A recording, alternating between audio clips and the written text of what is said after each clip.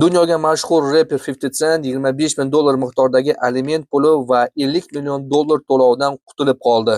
90-yilda 50 Centning Shaniqua Tompkins ismli sevgilisi bo'lar edi va 97-yilda ular o'g'il farzand ko'rishadi va o'g'lini Marcus Jackson deb nom qo'yishadi. Oradan yillar o'tgandan keyin munosabat buziladi va katta moliyaviy urush boshlanadi. Ular ajrashgandan keyin 50 Cent sobiq sevgilisi va farzandini ta'minlash uchun oyiga $25,000 miqdorida aliment to'lashni boshlaydi. Ammo Shaniqua $25,000 dan tashqari $50 million undirish uchun 50 Centni ustidan sudga ariza bilan murojaat qiladi. Shaniquaning aytishicha, 50 Cent unga bir umr moddiy ta'minlashga va'da bergan ekan.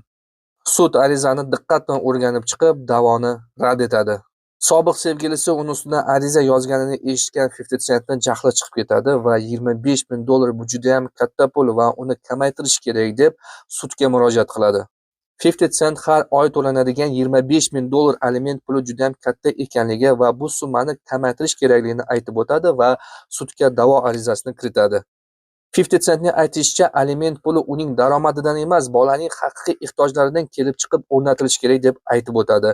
Sud uning da'vosini ko'rib chiqadi va $25,000 ni bekor qilib, oyiga $6,700 to'lansin deb qaror chiqaradi.